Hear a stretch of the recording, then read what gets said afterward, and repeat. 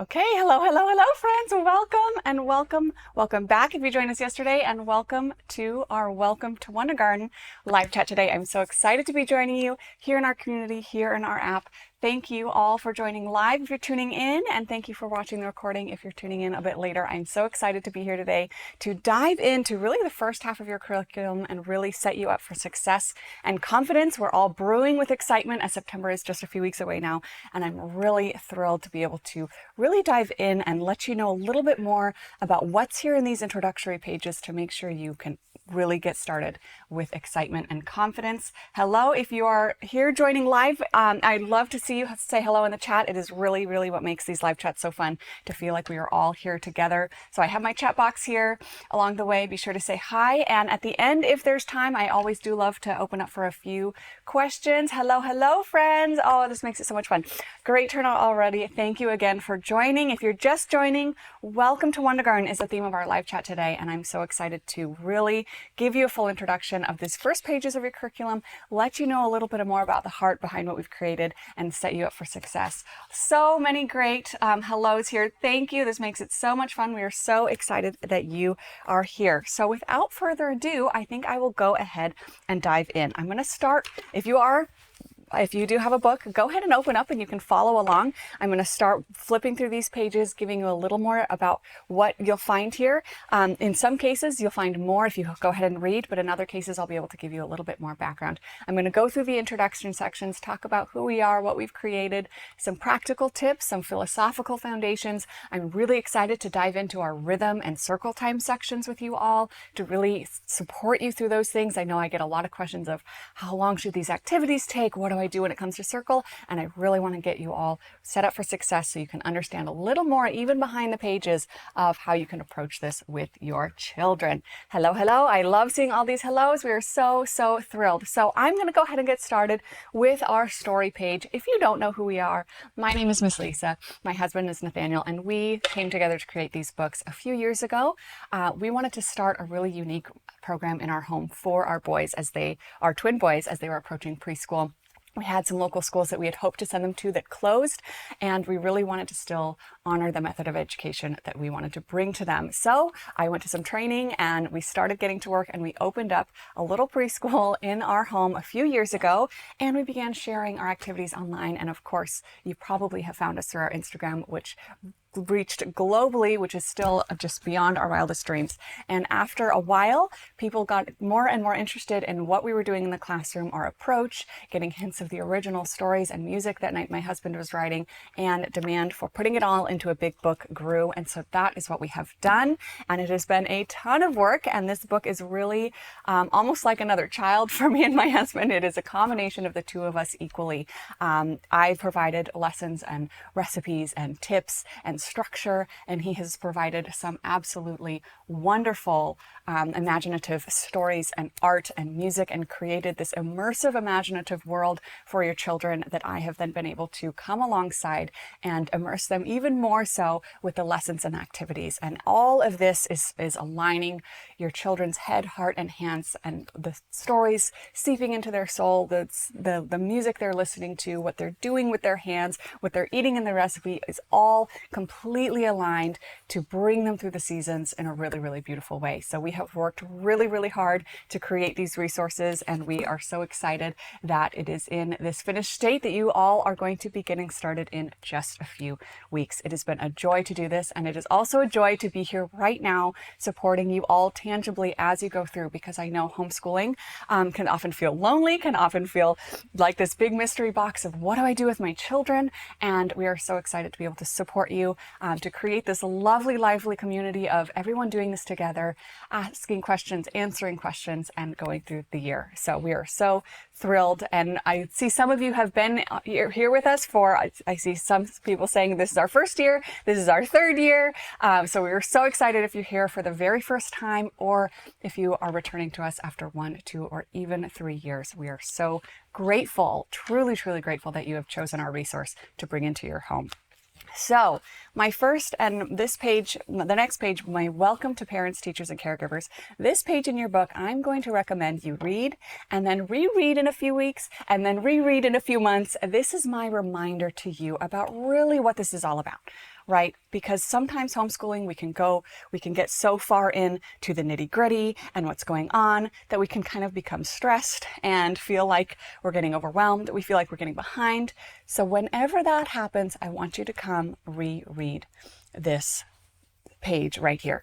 So when you're getting started, right now, you're going to be finding the most excitement and most anticipation of the year. Your children are excited, you're getting ready, but in a few weeks and in a few months, often, then we start to feel overwhelmed. We start to feel like we're getting behind and struggling to catch up. So my reminder to you here is that this book, this big whole book, is not a to-do list.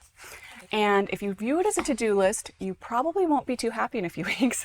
But I want you to really view it as a menu. This is a menu of resources that you can pick and choose as much or as little as you want. We've designed this book in a way that is as easy to apply as possible. We have the overviews, we have the supply kits. It is all there so you can just walk right through. But what you can also do is you can take whatever pieces you want, as much or as little as you want. Because of our weekly theme structure, as we get through the season, sometimes families will feel, I missed a week, I feel behind. This is my reminder to you, just carry on with the season. Especially in early childhood, they're not getting behind in anything. This whole experience is also for you and your child to get into rhythm and to almost practice what your homeschooling will be together. This is the beginning of your journey, and if you're joining us with early childhood as a homeschooling mom, this probably means you have plans to homeschool into the grades, and this is a really great starting point to just get your rhythms when there's not a lot of pressure to cover a ton of academics or get them passing all these tests that you might still have to even do in homeschooling. This is for you too. And our whole hope here is rhythm, connection, and tradition. And if you can begin to apply that, then you are going to have a wonderful time. So I say it here and I'll say it again, that bring in what rings true to you. Leave out anything that doesn't. Enjoy your experience. This is for you. This is for your child. This isn't for anyone else. This isn't even for me. This is for you in your home. And as you go, if certain things feel like too much, leave them out. Focus on what is bringing your child and yourself the most joy through the process, because this is your journey together. So, as I mentioned, this little bit is there. Reread that if you're feeling, if you ever feel a little overwhelmed. I'm going to head into our kind of real introduction now of our philosophical framework and really kind of explain a little bit more about our whole approach and how that applies to the curriculum we have created. So our philosophy is really based on a whole child approach. Our whole goal is to create a flourishing human being at every stage of your child's life. And we do this by not only looking at every aspect of their humanity, but also looking at their entire lives to come. We like to zoom out and really picture the child's entire life and make sure that what we're doing now is not only meeting their whole little selves right now with a 3 or 4-year-old in front of us, but that is also going to serve the 55, 65-year-old adult later to come. So we do this by providing goodness for the heart, beauty for the soul, truth for the mind, and wellness for the body. So some of these might be familiar, but this is really our goal, to be nurturing all of these aspects of themselves at every time. And as they grow, there's different phases and stages that you can really pour in to their hearts, their hands, and their heads, and to support their growing little bodies all the way through. Now we have this little considering the whole life of the child here in our curriculum if you're following along. And this is what I mentioned before, that a lot of times we get so caught up in who they are right now, and sometimes when we do that, we get tempted to kind of shove things down. This is where we kind of get the academic race to get them ahead and see, oh, what can they do at this age? How many things can we kind of shove into their little heads? And this is where we're going to say, maybe let's pause, let's scale back, let's open up a really wide view of where they are now, but then also what's coming. And we really want to say, what is the best thing for our child at this age with the context of what's to come.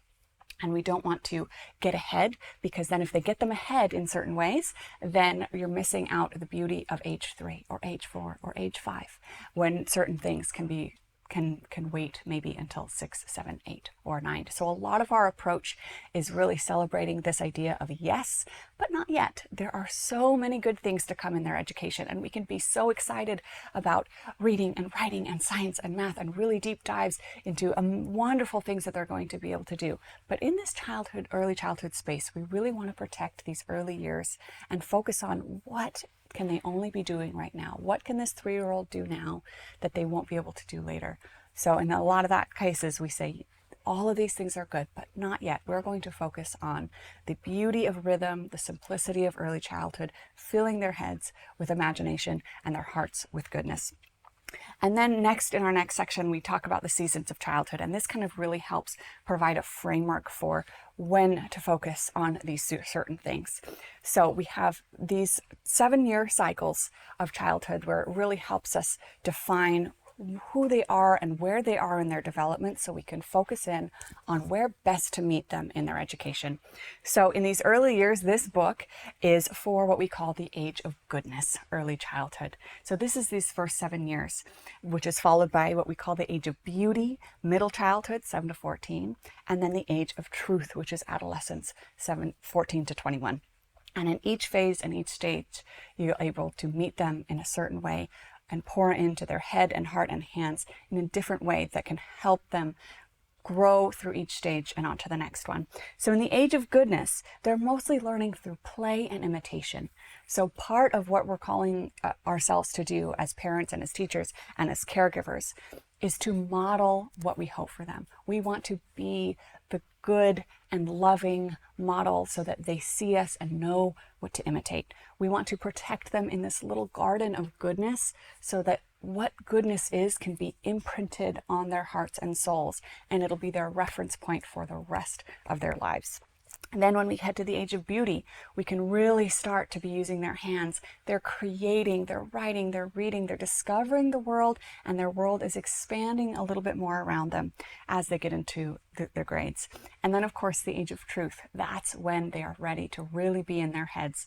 They are contemplating deep questions. They're navigating the real world around them, and we're equipping them with ways to see what is around them and be a part of society and really enter in a way that they can contribute to deep conversations, contribute to society in a full way.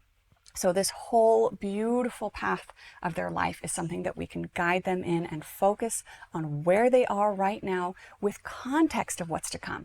Because when we have context of what's to come, where you know, okay, in a few years they're going to be in that age of beauty, and that's when we're going to be able to do those things fully. And then in a few more years, we're going to be in the age of truth, and that's going to be the time to really focus. Then it gives us this peace and grace to just enjoy and fully be present in the season they're in, especially right here in the age of goodness, because we all know these years go by so quick. They are a blink. So while we can just be in the garden with them, surrounding them with love and goodness, it is a really, really beautiful thing. And I really encourage you to embrace it. And so much of what we've created here is celebrating that and trying to help you keep them there. Keep them in the world of imagination and goodness. Keep them in the home with you. Keep them connecting with you when that is what they want to do. When our little ones are little, we are their favorite people. And so many of our activities, the way we've set this up, yes, we'll foster some independence, but we'll also continue to foster connection with you and your child through these traditions. And yes, someone said, I think I'm going to cry thinking about how fast they grow up. Me too. It happens so fast. So resist the rush through their early childhood years. Really see them for who they are and where they are in the age of goodness, with knowledge of what's to come, and creating this beautiful path forward through their years. Now, with all of that in mind, that kind of comes to our guiding principles. Taking that and now, okay, all that sounds good, but now what do we do with that? What does that mean when I sit down with my children ready to do something? Because I think often the ideas are lovely, but when it comes to, okay, well, now what do I do? Sometimes that can feel tricky. And so that's really why this book exists. Taking a lot of these lofty, beautiful thoughts and giving you real practical things to do with your children that are based on those philosophies. So we want to be worthy of imitation. When we're with them, we want to strive to be what you want to see them grow into. I think there's a quote here where their water cannot rise above its source. We need to be what they're modeling. We want to treat them with kindness and goodness. We want to be gentle. We want to be participating in these activities with us. We want them to see us working with our hands and really modeling the type of people we want them to grow into be. And then after that, we want to not only protect the kingdom of childhood, but we want to enter the kingdom of childhood with them. We want to enter the garden. We want to enter these imaginative spaces and see their imaginations flourish and support them in a way that is really tangible, so we can meet them there, see them there, and protect it while it is thriving before they go on to the next thing. We want to engage their fantasy. So much about this book is engaging their fantasy and imagination, because we truly believe the more that we encourage our children to imagine beyond what's in front of them, that is a skill that is going to take them through the rest of their lives. One of our favorite quotes that we'll say is, imaginative children become innovative adults, and innovative adults will change the world. We want to encourage this imagining beyond reality, because if we foster that and have them kind of flex that muscle when they're young, then when they're in their middle years, they'll be able to create beyond the paper in front of them. When they're in their later years, they'll be able to have ideas beyond what they're reading. And we want to really foster this while their imaginative muscles are so malleable in their little brains. And so much of this is engaging their fantasy, encouraging their imagination, and encouraging this beautiful way of thinking while it's still so natural to the child. So everything we've created here, the songs, the stories, the illustrations, the lesson, all of this is with that in mind. And we hope as you go through, you see this play out very tangibly and feel like you can actually act on these things that, again, can sometimes feel really lofty, but then can calm down in a way and support you in a way that when you sit down and you participate in that morning activity, or you do that baking lesson, or you read that story or listen to those songs, that is becoming a really practical, tangible thing for you and your child in your home. Take a sip of water. Now, I am going to head more into some practical tips now that we've kind of lived up here and really understood kind of what and why and this whole approach. Now we're going to get back down to, okay, now what do we do? This all sounds great. What do we actually do? And how do I do this successfully in our home? And that's what I want to make sure you feel like you can do. So I'm going to start with this baking with children section. Baking with children is a joy, but it can also sometimes be some chaos and a lot of mess. So I want to set you up for success with the right expectations and the right tools to make it be a really, really lovely and fun time with your children. One tip in general, if you sit down to do a baking activity with your children and everything is still in the cabinets, and everything is still, the bag of flour is still not open, and the measuring cups are still in the cupboard, that's where it might end up feeling like chaos, because your child is going to come ready. They want to go. And if you're still scrambling and getting up and getting things, that's where baking can turn from joy into maybe not so much joy. And I certainly experienced this with my own children, and I'm sure you've experienced this before. So when we approach these baking lessons, I'm going to encourage you to really do some thoughtful preparations. There are many times that I have stayed up a little bit later the night before to pre-measure some scoops of flour or to get everything out, because then when everything is a little bit more prepared, even just a little bit, when you sit down with your child, they are met with a prepared activity that they can just enjoy. I'm sure you've seen in a classroom setting, we'll have every child have their own little bowl and their own little station, so that they can just be ready to go. Because with baking, we want two things. One, we're fostering a connection with them. We're fostering a connection to the earth and our food and the family around the table. But we also want to prepare them to have these little moments of, I can do this. Like they can pour and mix and then create something delicious. We want to set them up for success so that those little micro successes teach them that they are capable, beautiful little human beings and that they can do these things. And then it continues to foster that excitement for learning and excitement for making along the way. Because if everything's always all over the place and maybe everything doesn't turn out, then they might not be as excited the next time.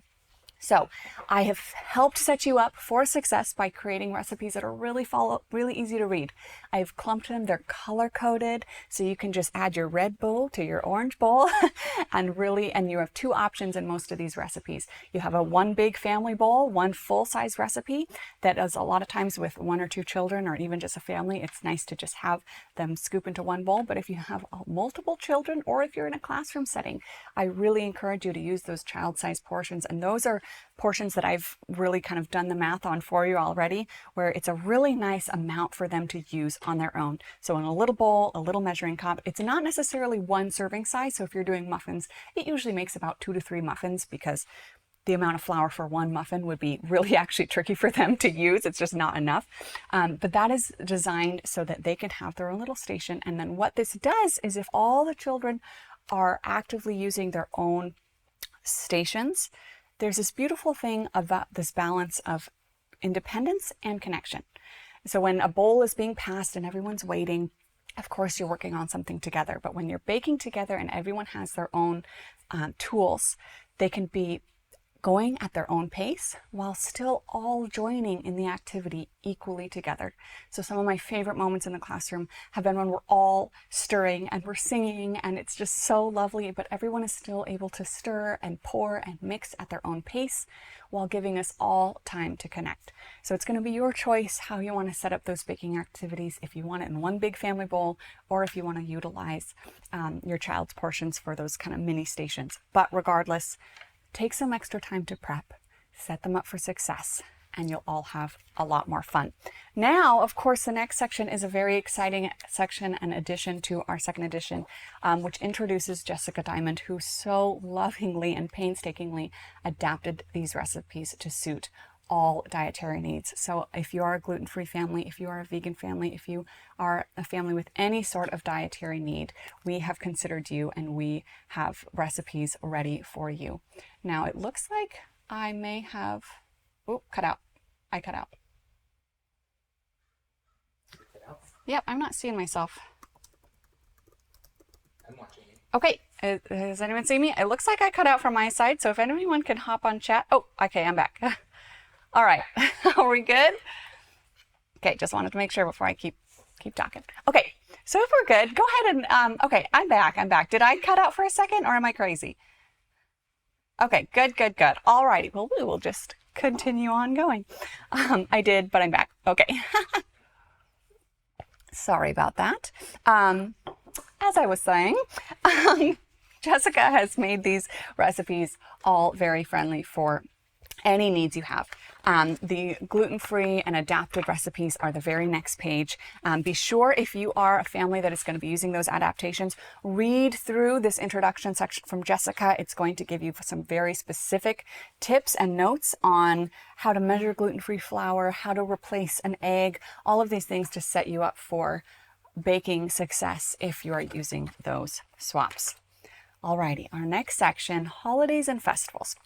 Now, this is something that we have worked really hard to do, to create a curriculum and to create stories that both honor traditional cultural celebrations, that honor festivals and honor holidays that our children will see and maybe be a part of, but in a way that still maintains flexibility for any family's worldview.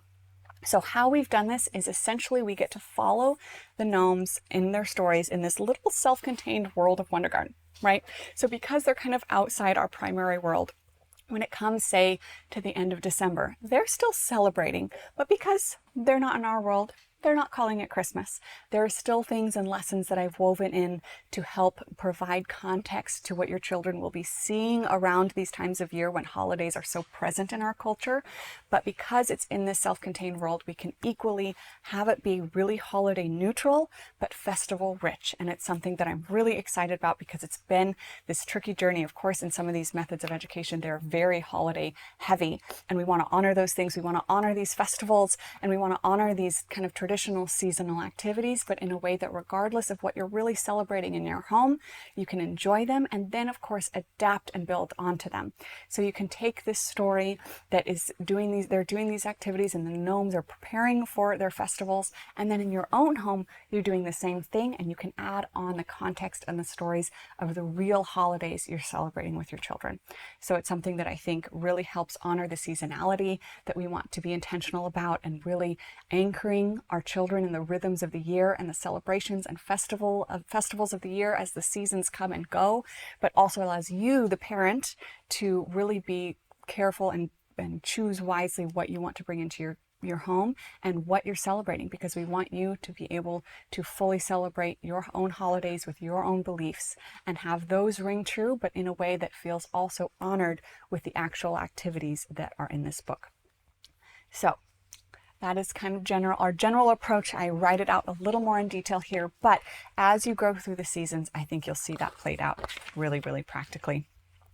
Now I have a little quick note on birthdays here. I'm going to kind of head on. I could probably talk about each one of these pages for an hour each. So I do want to be mindful of our time and really get to some things that I think are going to be really valuable for you. So if you are curious about celebrating birthdays, I have a birthday page here. If you're curious about our window star and how it aligns to the season, how we use it kind of as a seasonal clock, we have a window star page here as well.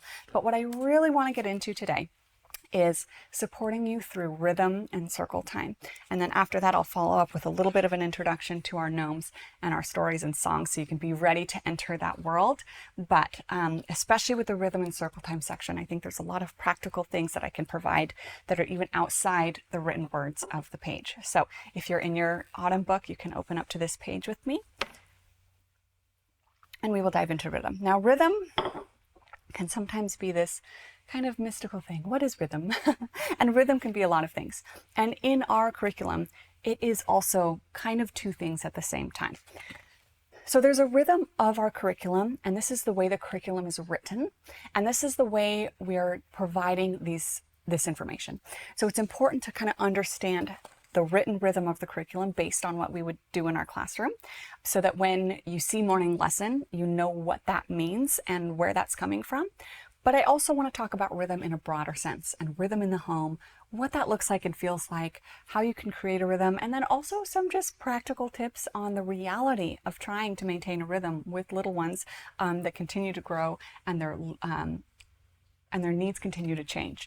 Because I know personally, rhythm has felt like almost this big thing that we're always striving towards rhythm, and we try to implement rhythms in our week, and then sometimes after a few weeks, they tend to not stick, and then we feel guilty for not upholding our rhythm, and it's this very complex thing.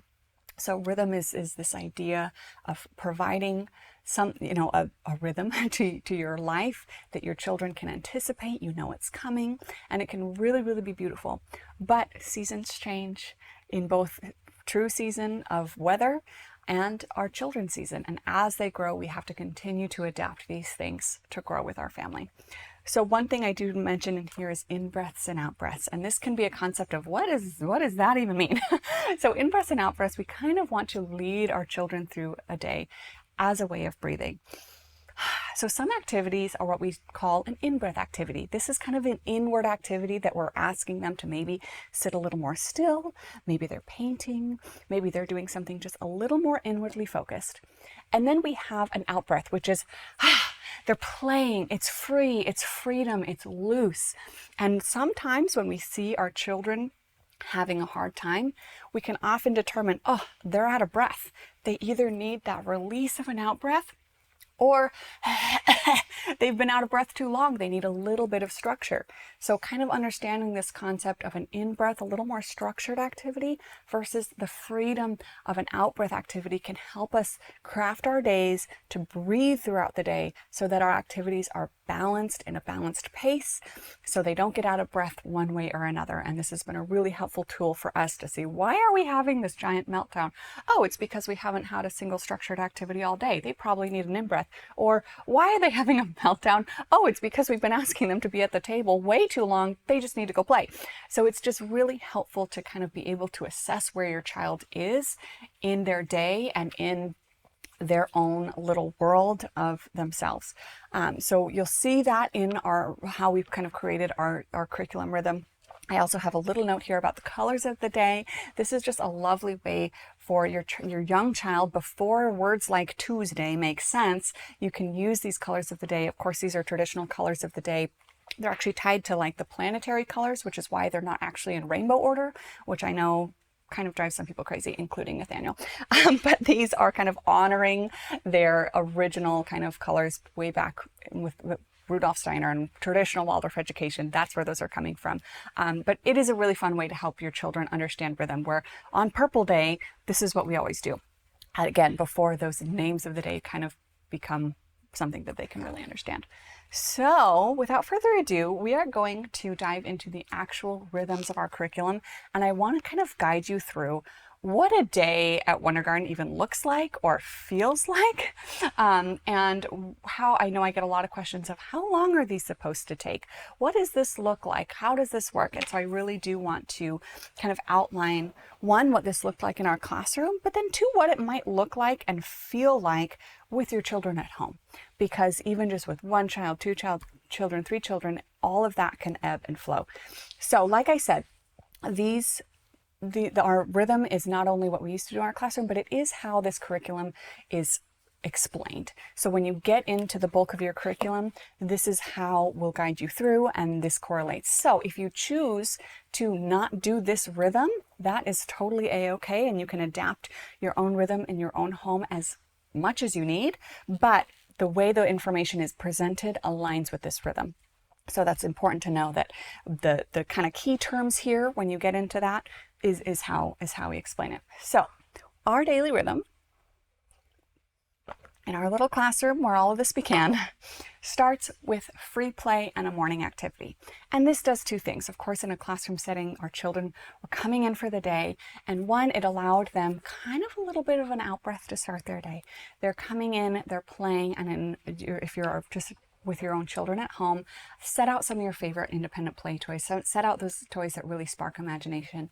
And this is a really great free play time and independent play time.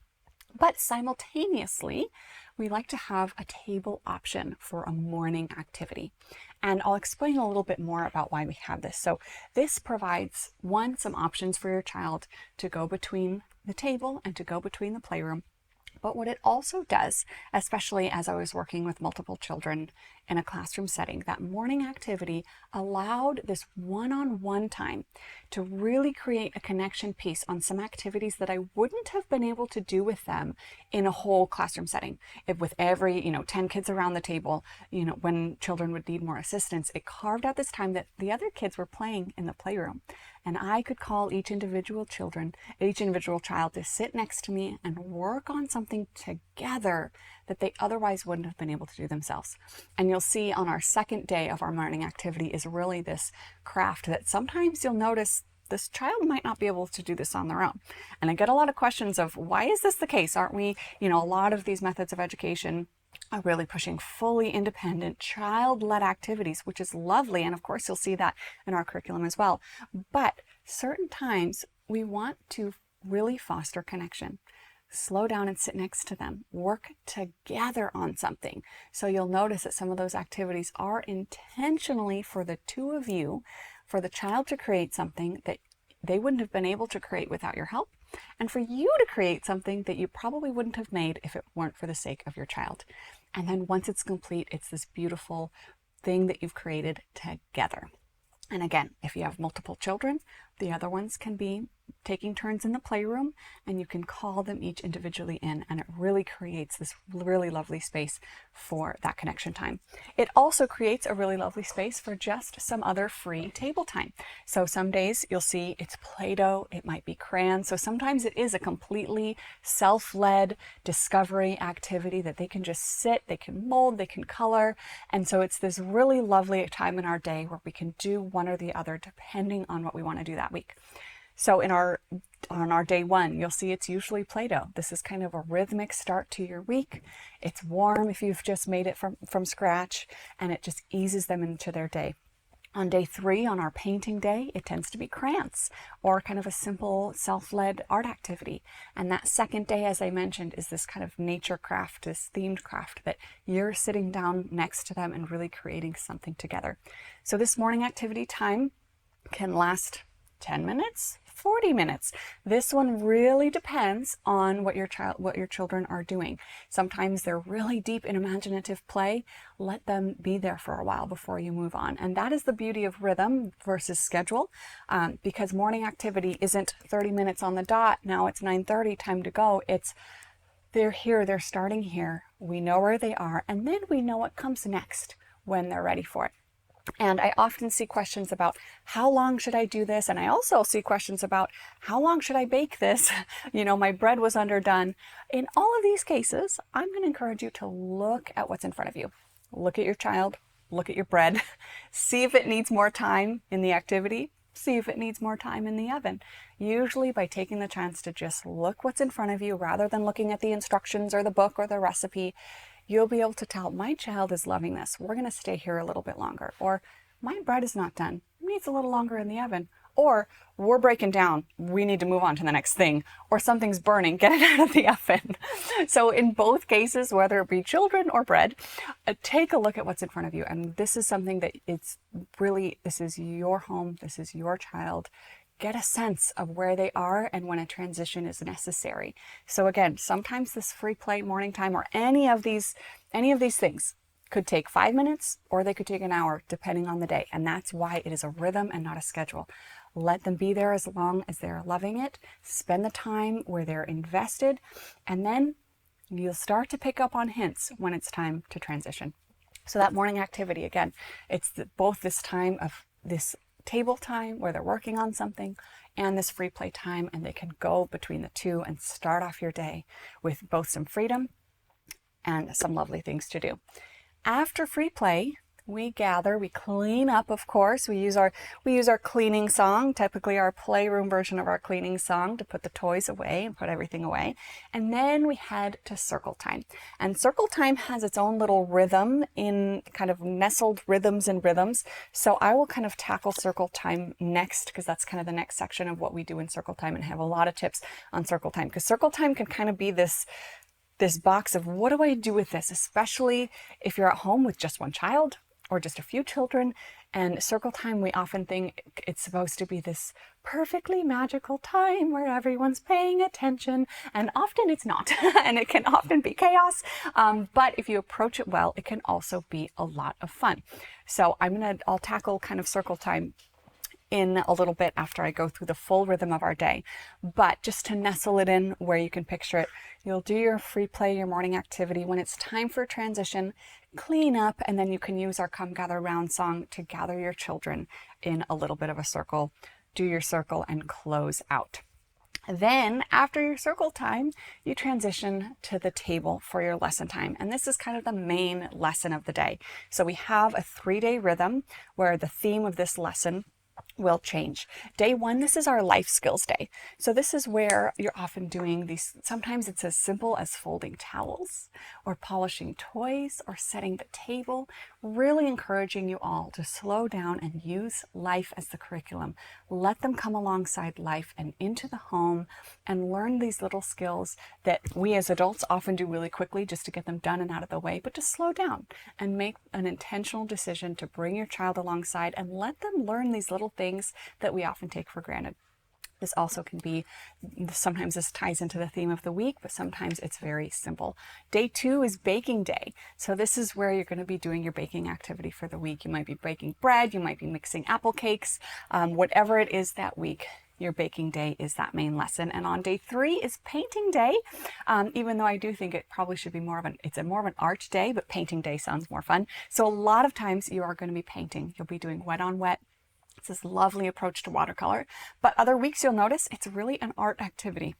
And you might be creating something for a festival coming up, a decoration, something lovely. So it's this painting day is kind of this art day where they're usually drawing in the morning or painting for the main lesson, but sometimes they're also working on something to create something seasonal, to create something festive for the home.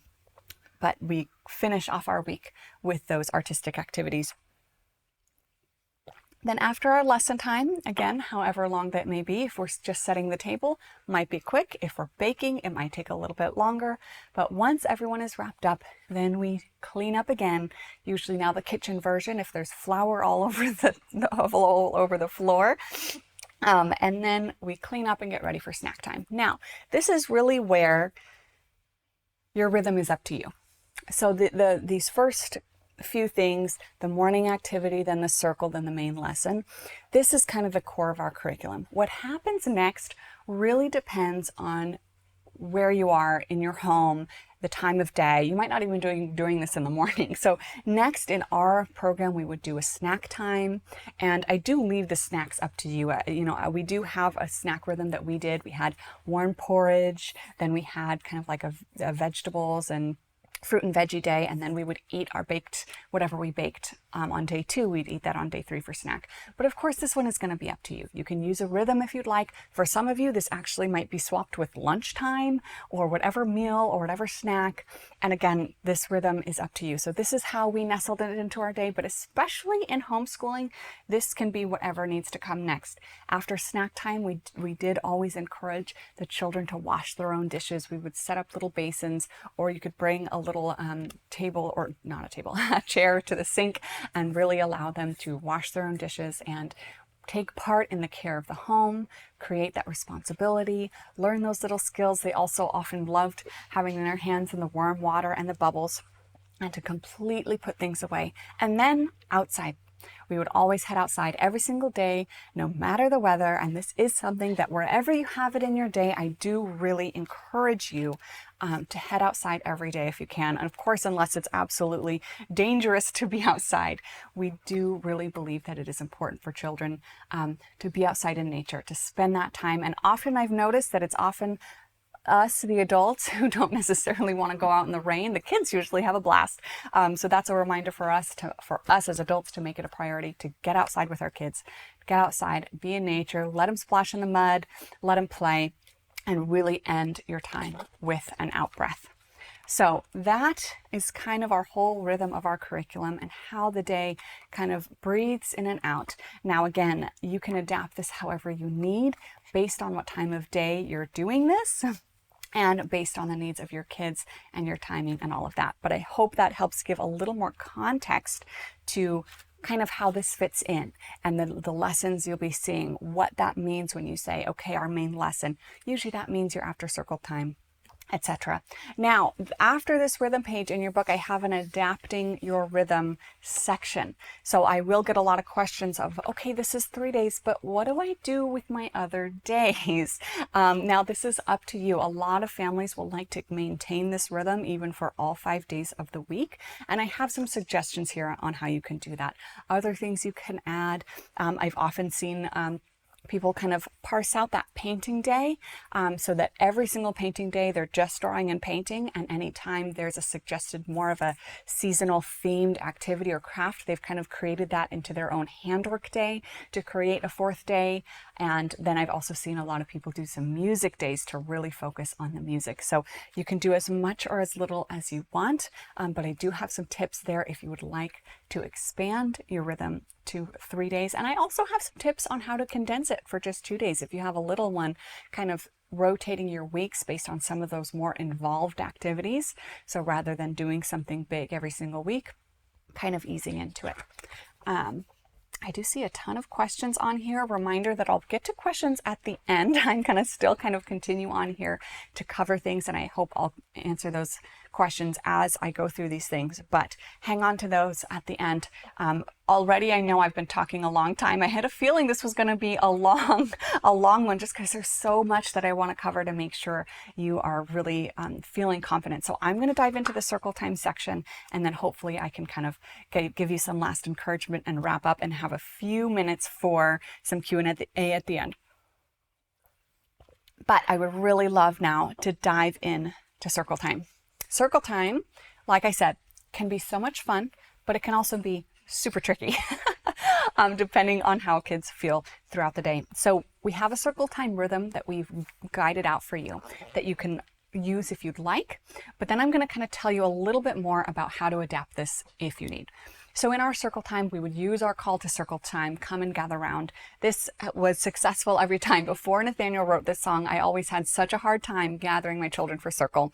But this song is a really, really great call because it gets their body moving, they're listening, they're responding. It's really, really fun. Once we would sit down, we would sing our good morning song with some motions. And then I would go into kind of this motion games. I would get them thinking about concepts in their body. We would be doing small and tall. We would be stretching. We would be using our bodies, crossing the midline, getting their minds and their bodies synced up and really kind of getting them moving.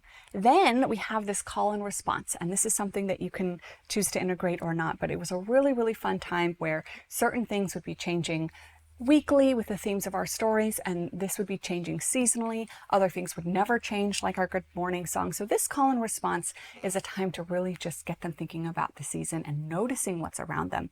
So you can kind of use this script the first time. You'll have to guide them in what to respond. So what season is it? It's autumn. And you have this whole script there that you can help them start to anticipate what those answers are. So within the 3 months of autumn, then as you call, they'll be able to respond. And then again, it gets them noticing what's around them, noticing the changes of season, what's happening to the trees and the bees in the garden.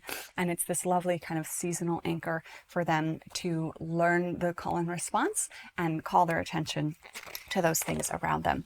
After that, we have some motion rhymes. So I have a few examples, and in autumn, I actually have video examples of all 3 of these, which is great. I don't quite have those video examples for our other seasons, but these are rhyming motion rhymes. We have little hand motions that go along with them. These are kind of very traditional things. A few of these are original. The little apple is one that I wrote, but Whiskey Frisky is a real classic. So these are really fun. So you can learn these ahead of time if you'd like and do these with your children. I like to do them, usually often repeat them twice so that they can really start to anticipate what's coming next. And then in circle time, kind of the main part of our circle was our stories and songs. And this is where I kind of really want to kind of help you have an idea of how to approach, because when you get into your curriculum, every week has a story and every week has multiple songs. And they're so much fun, but then a lot of times people can say, okay, well, what do I do? How do I use these stories and these songs?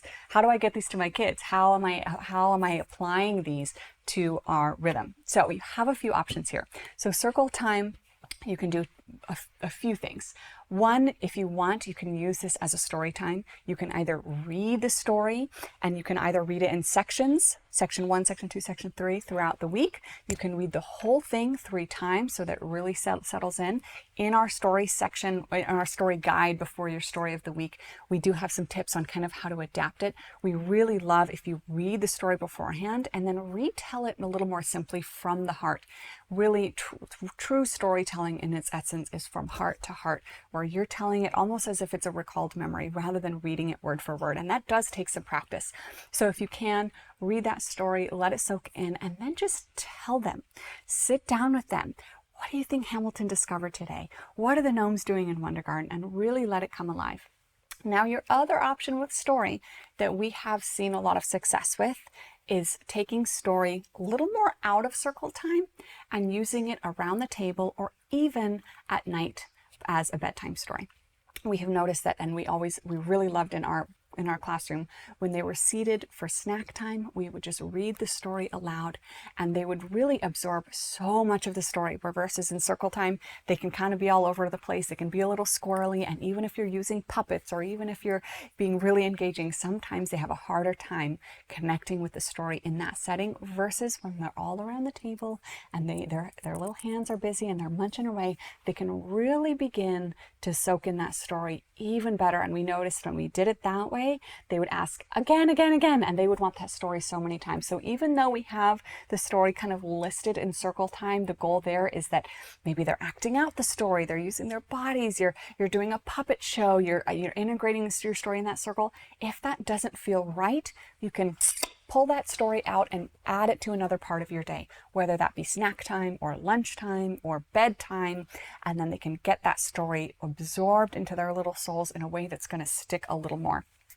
Then your other option for circle time is music. This is a wonderful time to really celebrate the songs for each week. Now, they do tend to be a lot of songs. So a lot of people say, these songs are great, but there's like 3 songs for this week. What do I even do with this? So my suggestion to you, especially if this is your first year, one lovely thing is you can just play the songs on repeat now since they're all released. But when it comes to circle, choose the first verse of one song. That's it. Listen to the songs, find a favorite. So for week 1, you might choose Thumpkin's song because we meet Thumpkin. Choose the first verse of one song. Learn those words and enjoy that part of that song with your children so that they can start to get those rhymes. You can have some motions there if you want. In my September overview, I'll show you a few little motions you can do with all the gnome songs. But simplify that, especially if it is your first time with these songs. And that will just give you a little more purpose for what to do with circle time, because otherwise it's like, okay, I have all this lovely music, but what do I do with it? And then of course, if you want something that I always still love to do, is grab a silk, play the music, just dance. Let them absorb those songs, move their bodies, say, how would you move to this song? How would you move to this song? And it can be a lot of fun as well. So you can integrate these songs and stories in so many different ways, in circle time, in story time, at snack time. And the beauty of homeschool is that they can be throughout your whole day. You can have the playlist on repeat. You can read the story at bedtime or at breakfast in the morning. You can do it however you'd like. If you love doing a puppet show, make your little gnome dolls. You can put on a puppet show. If you want to act out, put on a little gnome hat and you can act out the story, and that they can really experience the story that way. Or you can read it from the book. There's a lot of different ways. And then of course with the music, you can listen, you can learn it and sing it. If you're a musical family, we have sheet music, you can play it. There's a lot of different ways to interact with these things and do what works for your family, do what feels right. Again, if you've been with us for 3 years, you might be able to really enjoy all the songs, but if you're new, my suggestion to you is listen to them, pick a favorite, pick the first verse, start there. And that alone, I think, will be really, really great for you and your children. So then you'll close your circle. And of course, this is nestled in within that rhythm. So at that point, you might be heading to the table, you might be heading to lunch, you might be heading to the park, whatever you're doing. So my last section before I close out and do some Q&A is our Welcome to the World of Wondergarten. I'm going to touch on this briefly to just give you a sense of kind of these stories and why they exist and how they exist and our characters, because what Nathaniel has created is really, really special. These really are more than just a few simple little stories. This is a whole immersive, imaginative world. And we have written these stories to, one, really preserve the age of goodness. Because when we were originally trying to piece together stories, we realized that a lot out there didn't align with what we wanted for the age of goodness. And for the age of goodness, we wanted to focus on goodness. We didn't want any unnecessary concepts of evil coming through their stories. So in these stories, there's no bad guys. There's no villains. There's no, behavior that you wouldn't want your children imitating. These are all goodness of the garden. And you see these friends celebrate the season. And what is so beautiful about these stories is that you follow Hamilton's squirrel. He's just an ordinary little squirrel, and he discovers Wondergarten, which is this community of these 4 gnomes, and he is so welcomed by them. And there are so many times where I'm just a furry squirrel. You're a community of gnomes. How am I going to be able to join you? And they welcome him for the goodness in his heart. They see who he is, and they welcome him as if he is one of them. And it is a really, really beautiful thing. And I think you'll really enjoy these stories. And what's so fun too is following Hamilton's journey in the beginning. We wrote this also as a little bit to model the child's journey into Wondergarten, into school, because he's happening upon these things. Okay, now we're making bread, now we're singing songs, and now we're doing a festival. All these things are new to him in a similar way that it might be new to you and your child. So you get to get immersed in this world with Hamilton as he learns about these traditions, as he joins the gnomes and really becomes a part of their little family. And it is so, so lovely. And so you can trust that these stories are going to be rich in language. They are rich in theme and in virtue, and it really gives your children beautiful things to model, to show what friendship looks like to the child, really tangibly, to show what love looks like to a child within their friends. There's nothing weird and romantic. There's nothing, we wanted to write these stories in a way that you didn't have to edit anything out, that you could read them and they could be immersed and it could be all goodness for them to absorb. So we follow Hamilton's journey discovering Wondergarten.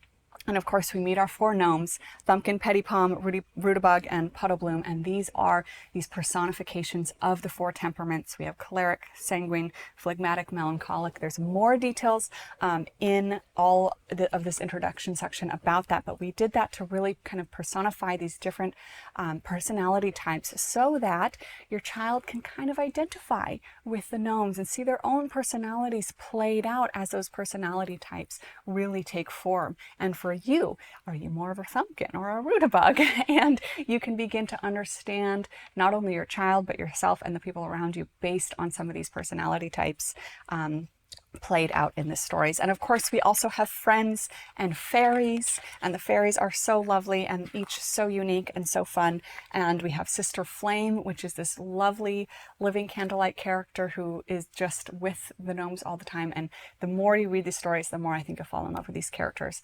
It was such a joy to create them. They started by 4 little gnome doors in our garden, and they really evolved. And seeing Nathaniel create this really beautiful immersive world has just been an absolute joy. These guys feel like our little best friends, and they are so real to us now, and it is so much fun. So I think you'll really enjoy these stories, and the way the songs are written in the stories, something again that I'm so excited about this 2nd edition, is you'll get to see how the songs are part of the story. They're not just arbitrary songs. The songs, it's almost like mini musicals where the songs are part of the storyline, and you'll be reading and then it goes into song, which are these really lovely verses of poetry even without the melody.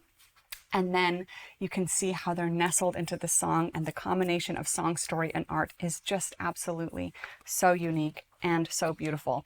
So you'll get to dive into all of that. Again, all of your full introductions to who these characters are here in your book. Definitely take a read through that before you dive in. You'll find more details about everything I talked about in this first half of the book. So I'm going to start tackling some of these questions because I see a lot of them. And then I'm going to give you a few words of encouragement before we sign off. Okay, so question box is officially open. I'm going to try to do my best to absorb a lot of these. Alrighty, how do you introduce images of the story characters when you're reading the stories without the books? Great question. I have a lot of our families will make their own little gnome peg dolls, so you can use those. If you do, you can really, a lot of people also, one great thing of the digital copy is all of these pages you have digitally. So if you want to print out these little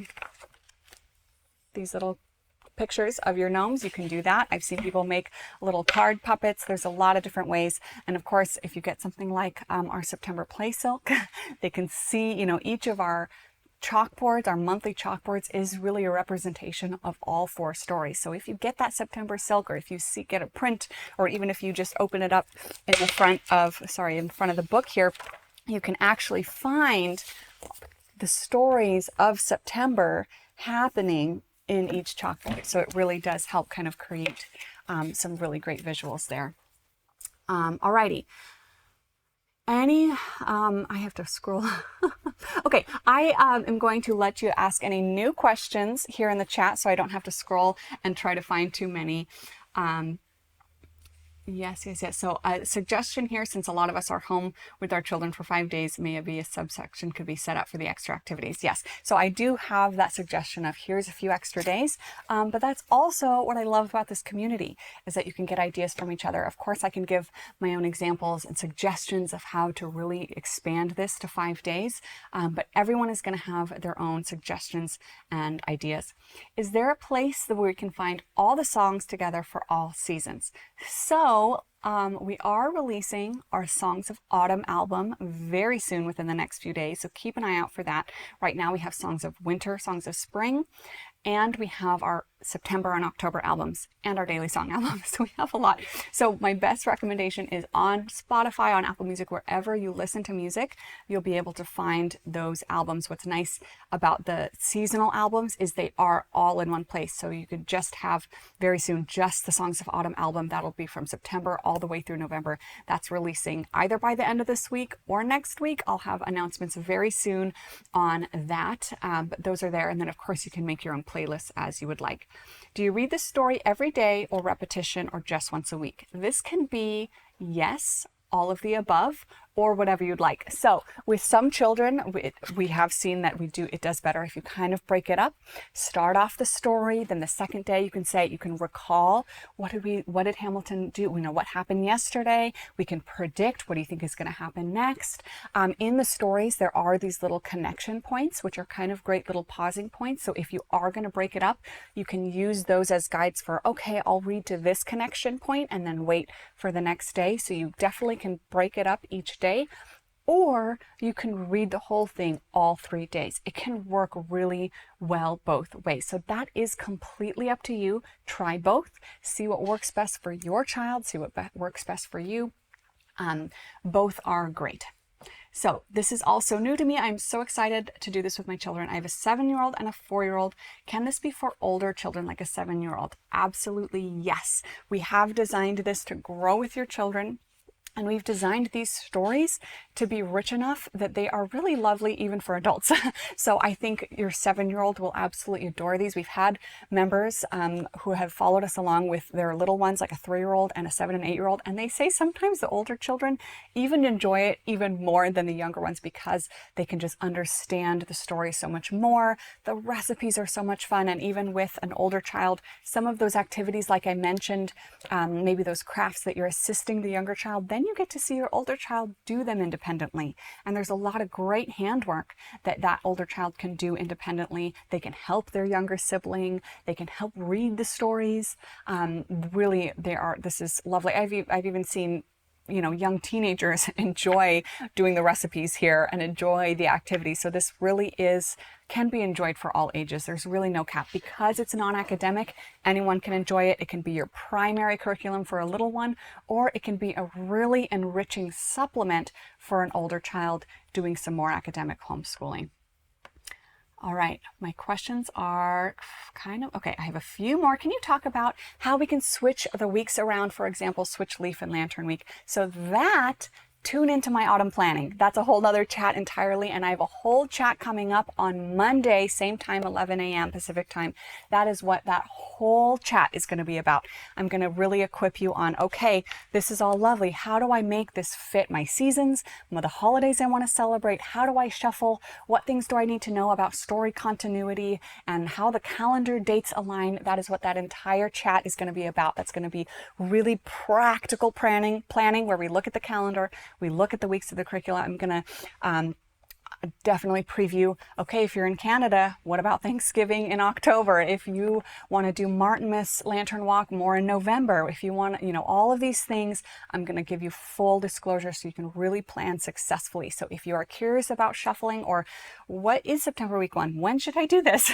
That is what that chat is all about. So autumn planning, Monday, 11 a.m. Definitely join that. That's going to be really practical. I'm going to kind of give you a sample of how I plan my weeks so you can do the same thing and plan yourself with confidence, because of course we have 12 weeks of curriculum, 13 weeks of the season, and you can really use those weeks to shuffle as you want. But there's a lot of great things to keep in mind. So definitely join that. Can we expect to see more YouTube videos? They are so lovely to watch. Thank you. This year I am focusing on this right here. I am focusing on supporting you all live through the year. I do hope to do more of those YouTube videos with the craft examples or the motion rhyme examples. That has always been on our list, but we always have a ton going on around here. So we have summer curriculum to finish, we have first grade to launch, we have a ton of other things coming down the line, and I want to make sure I have time for this right here, supporting you all through your journey. So that is something we definitely have written on our hopeful to-dos. I can't guarantee any timeline for that, but I might be able to do some live demonstrations if you all have some specifics of show us how to do the pumpkin or something like that. I'll definitely keep an eye out on what's being said in community for what's going to be most helpful. Question about first grade. Will the first grade group monthly units and stories align with the themes of early childhood, or will they be different? If you were here yesterday for our first grade chat, we touched on this, that we are aligning the deeper unit themes with our early childhood, so it will blend really, really nicely. Okay, I'm seeing lots of thank yous, which means I think most of you are getting your questions answered. So in that case, I know we're a little bit over an hour already. I want to leave you with a parting word of encouragement. Like I said, right now is when you and your child are feeling the most excitement for the year, a lot of these expectations for it to be lovely and beautiful, and I know it will, but I want to remind you that real life will happen. It'll settle in. It might be messier than expected. You might miss a week. You might come to a week and feel overwhelmed. Take a step back and remember, the goal here is connecting with your child. There's no pressure. This is rhythm for yourself, connection with your child. If you only do 2 things, that's fine. I want you to focus on what is bringing yourself joy and what is bringing your child joy. Having grace if things go wonky, relying on the community and support for additional tips if you really need some support. But remember, your child is their own completely unique, beautiful little soul. And you are equally your own unique, beautiful soul. So when you bring those 2 together, your homeschool journey should look different than anyone else's. Shouldn't look like our Instagram, shouldn't look like your friend, because the relationship between you and your child is completely unique. And I really want you to focus on that. Bring this to them in a way that is authentic to yourself. Let it soak into them and continue to pour into them with whatever they are responding best to. If they are just loving the songs and stories, do that. If there are certain activities they're not loving, do less. And in just the same way as Nathaniel and I have taken philosophies and taken ideas from the past and digested them and taken what's wrong most true, we've left some things out and we've created something unique. I want you to give yourself the same permission with what we've created, because your children and connecting with them is the whole point. Don't do this to please us. Don't do this to completely stay by the book to what Nathaniel and I wrote. This is a resource and we are honored that you're going to be using it. But let it breathe in your home.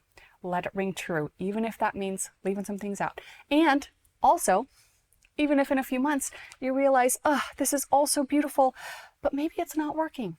That's okay too. We have a buy, sell, trade group. If you need to sell your book, give yourself permission to adjust. We hope you love this because we've poured ourselves into it, but we also know that for whatever reason, no single resource can be perfect for everyone. Adapt it as much as you can, as much as you need to. Enjoy it, because this process is joyful. This is your child's homeschool experience, and this is your experience as their parent or caregiver homeschooling them. And we want it to be a special time that you look back on with cherished memories and cherished traditions. And that's why this exists. But this needs to be your journey, not ours, yours and your children's. So remember that. Reread those introduction pages if you need some encouragement. Come on community if you need some encouragement. And otherwise, I think you'll have a lovely, lovely year. There's a lot of really exciting things coming, and I hope you love this as much as you anticipate you will. But it's a journey, and it should be a journey, and it shouldn't look the same for anyone else, because what happens in your home is for you and your children. So with all of that, I bid you all well. Thank you for joining. It has been a lovely turnout. This has been so much fun. Again, I really love supporting you all through what we've created, because with all that excitement, I want it to go as well as possible. And that is why we're here. That is why we're doing these and supporting you all through this community. So thank you, thank you, thank you.